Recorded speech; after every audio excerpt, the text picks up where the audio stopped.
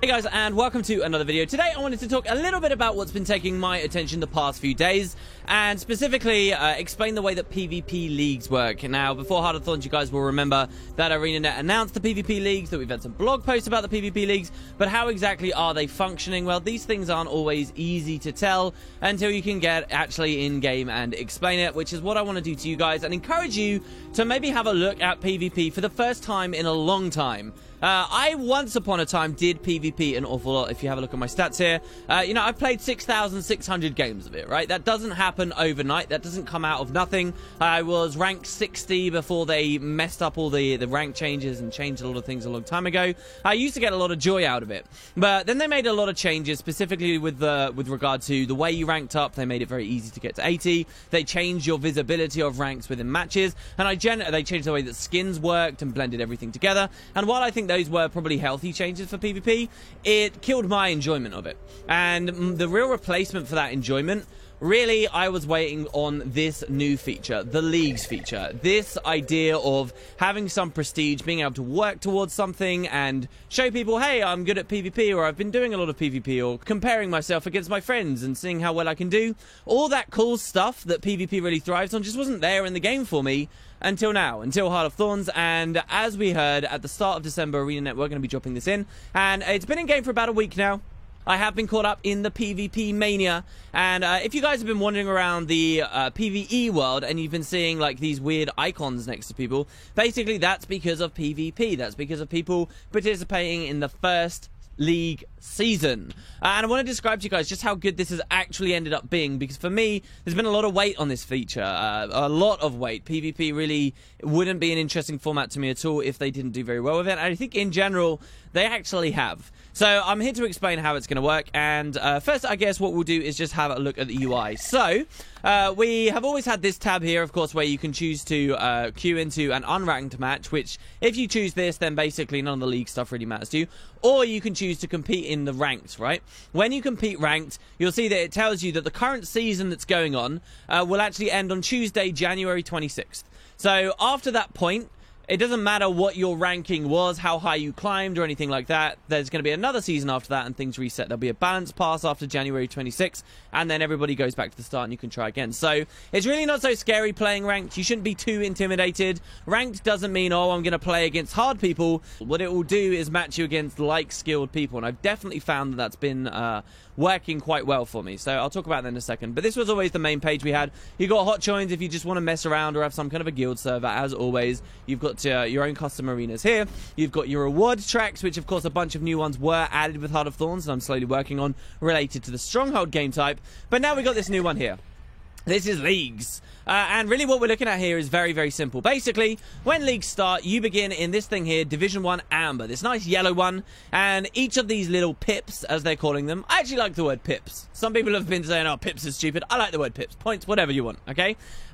You start with none of these, and every time you win, you get a point. And then you get another point, and you get another point, and you get another point. And in Amber, it doesn't matter whether you ever lose a game. You never lose pips. You just, basically what this means is if you win 15 games, you get out of Amber tier. That's all you got to do, 15 games between now and January 26th. And when you push out of a tier into the next one, so once you've got these 15 games, you move into Emerald, which is where I am, you actually get a nice big chunky reward. So when I move from Emerald to Sapphire soon, you can see here I get 5 gold straight up. I think you get even more gold moving to Amber to Emerald, as well as a bunch of other stuff.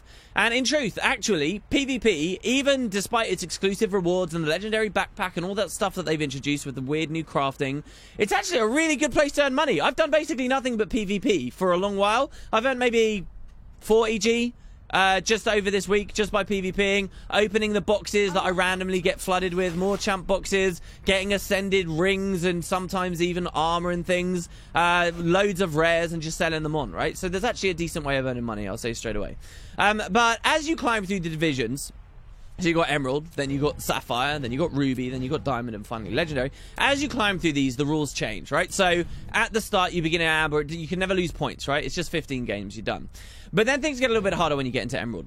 When you get into Emerald, you can see it says down here that you can't lose tiers still. So a tier is every block of 5 wins, right? But you can lose points. So currently, I'm like 3 tiers in, and I have this 1 point, right, in tier 4.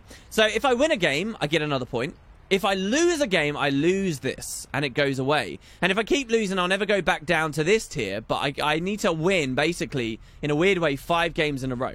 Now, sometimes you can get a double pip, which allows you to progress quickly, right? Like, so if you beat a team that's got much higher MMR than you, much higher rating, because they've been doing a lot better than you, you'll actually get double pips. So slowly you can kind of grind your way up through that by getting kind of lucky. But in general, at the moment, unless I have a more than 50% win rate, I'm going to hover around in Emerald for ages. And actually, a lot of people, this is kind of where you get stuck, and maybe it's the end of the road for you. But if you get to the end here, you get some sweet rewards. You go up to Sapphire.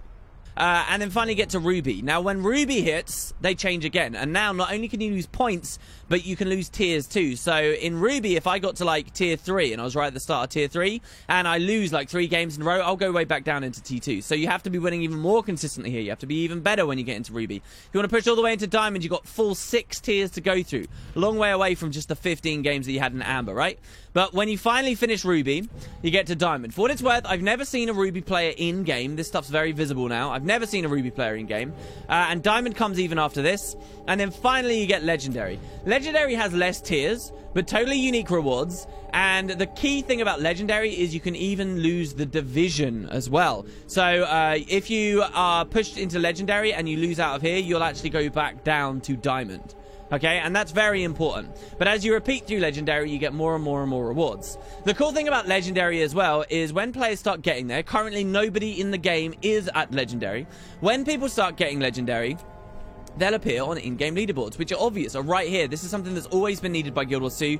It sucks to have to go to the website. It's been really untransparent for so long. When people get to Legendary, their names will appear here. And you can see this little block here that says Prestige. This is because when you get to Legendary, if you win all these games in a row, these 25 games, you actually tier up again, and you'll go Legendary ×2, and that's your Prestige, and it'll show you. And so, on our way to January 26th, slowly you're going to see people start hitting Legendary. The really good players, the really consistent winning players, and then the people with the highest Prestige will get further rewards, and then even access to, you know, big tournaments where they can win money, and stuff. So, it's kind of an interesting system here where, as you play, you're being asked to win more and more consistently. And you're basically going to decide yourself you want a team.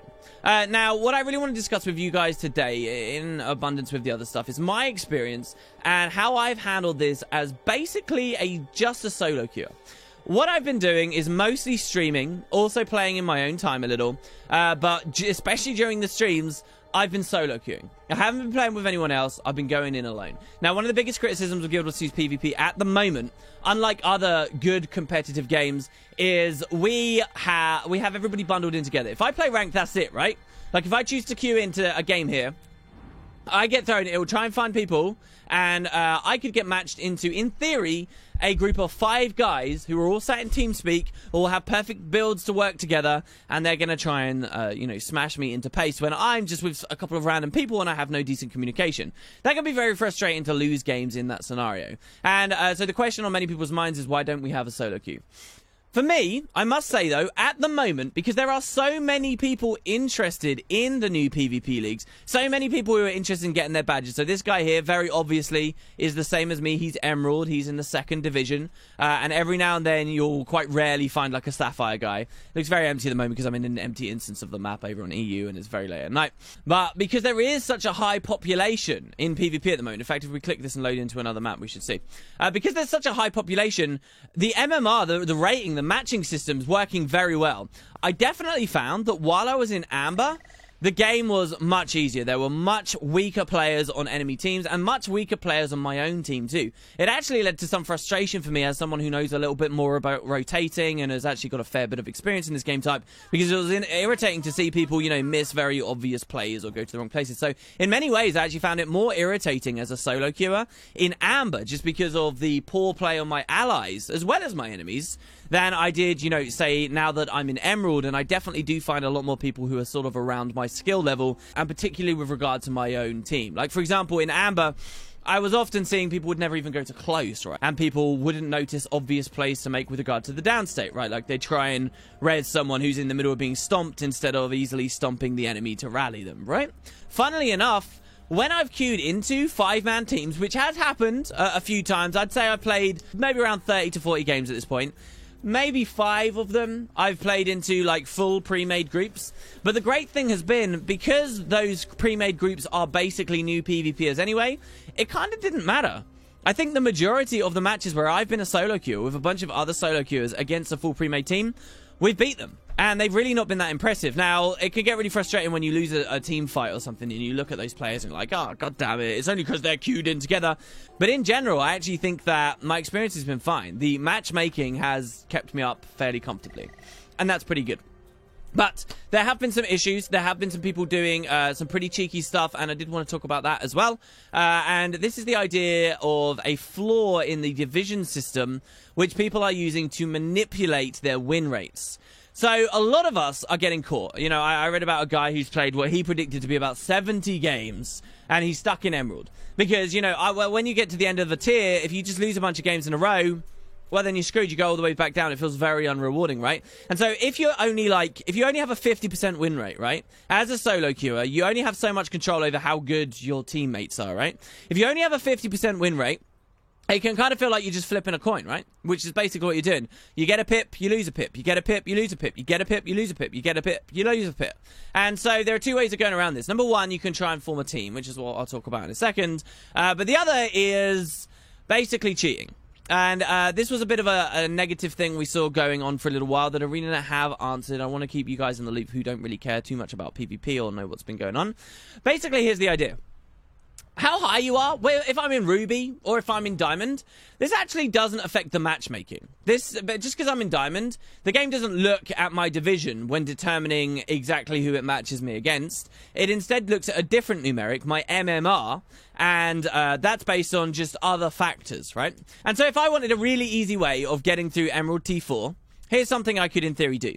I could go in, I could queue in, and then when I got in my game, I could turn on auto run like so, and I could take my hand off the keyboard, my hand off my mouse. I could alt tab. I'm on my second monitor now, and I could go to reddit.com and browse RIMAA and read about some celebrities.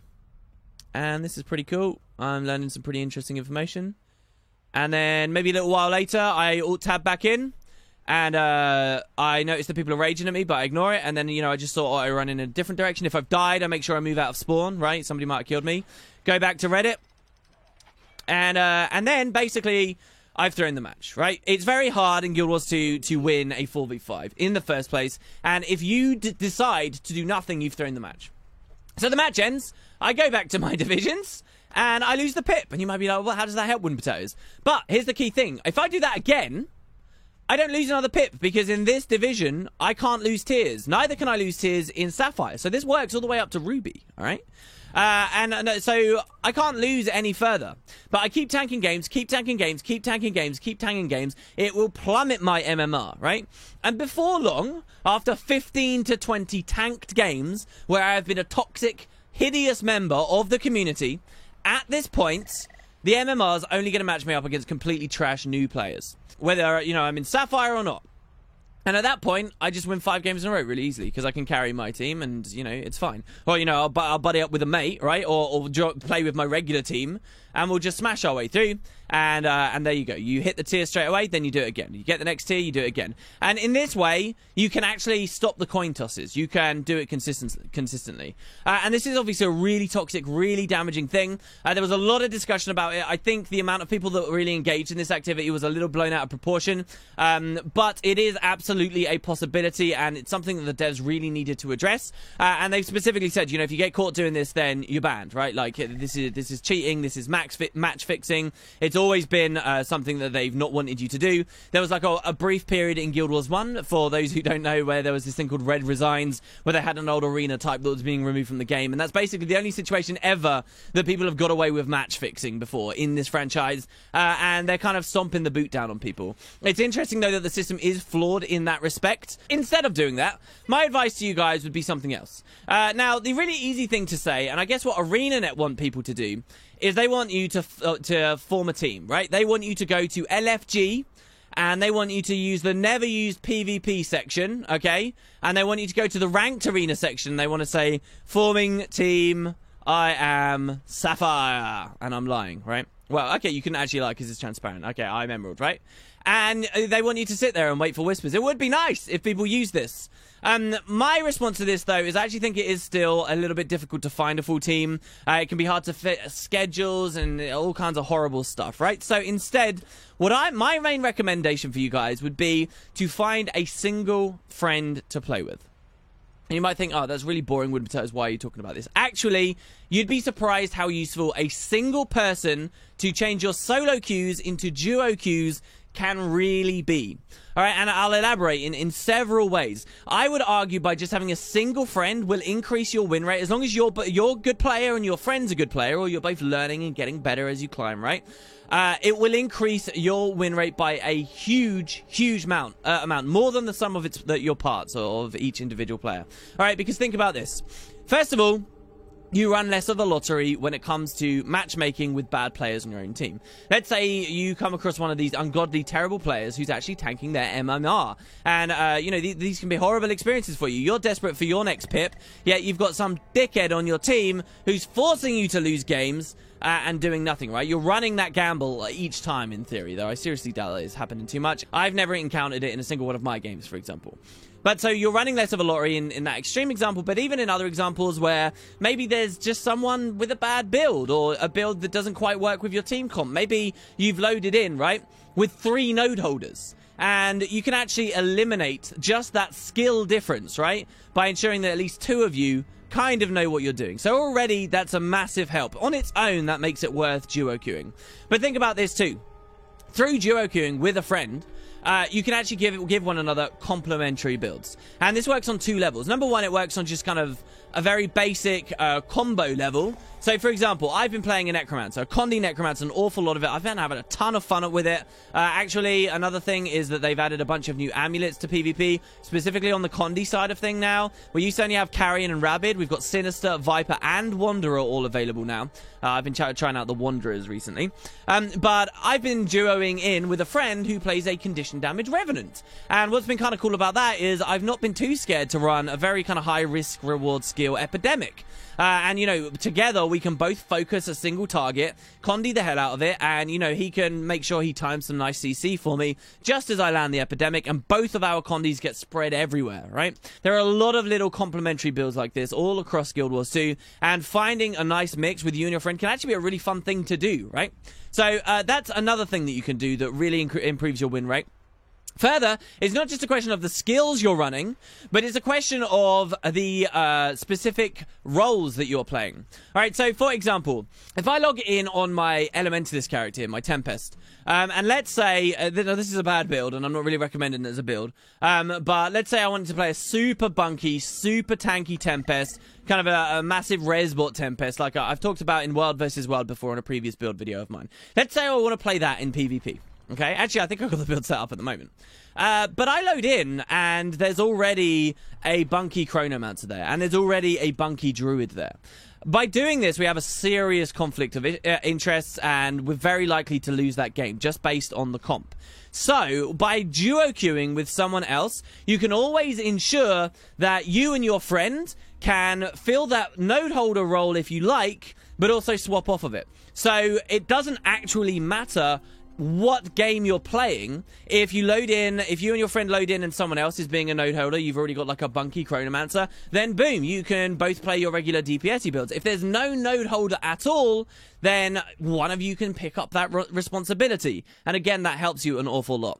And then last of all is the idea of being vocal, right? Like, and a lot of people kind of underappreciate this, but just having even only 2 people in communication with one another to know when a fight is lost really easily, really visibly, just because your friend's telling you before you roam there, knowing exactly where one person's going. On the rotation level, it's incredibly useful. And in terms of actual field awareness in battles, it's useful. Getting that extra information about, you know, enemies that are trying to peel away or who are low, or opportunities that you can take just because you're able to talk to each other that little bit more. And so I think just by playing with one other person, it makes leagues a lot more fun. It's meant that I've very consistently been able to get up through Emerald, and I expect I'll be able to get through Sapphire just as easily, and hopefully even Ruby or beyond, just because of having one person. So really don't be too intimidated about playing PvP because you feel like you need an entire team. Just find a friend who's interested. The community's a little bit more toxic in there at the moment, so do be aware of that. But the visibility of the divisions people are in now, the real tangible progress I feel like I can make, combined with all of the existing, you know, PvP reward tracks, combined with the new collections and achievements that they've added down in competitive. As you can see here, we got a bunch to do with the Year of the Ascension and, of course, the Legendary Armor. I'm very excited to see how long it takes people to get to Legendary. It feels like there's a lot to play for, and I think that joy for PvP really has come back for me. So I wanted to talk a little bit about that on the channel today for you guys. This is coming from the perspective of someone who's largely been PvEing since the Triple Trouble Worm came out. You know, I think when Triple Trouble Worm came out a long time ago, that was when I really lost a lot of interest in PvP. And for the first time since then, I've been doing it for more than just dailies. And it's been a lot of fun. Anyway, I'd love to hear your opinions, guys, how your experiences have been, whether you've seen very much of these people tanking their MMR and so forth. And I guess I'll see you out there. Be very curious. I only have, what, about 100 games to win in a row before I get to Legendary? I can do that before January 26th, surely. It's going to be a lot of effort. Thanks for watching, guys. Hope you're having a great week, and I'll see you next time.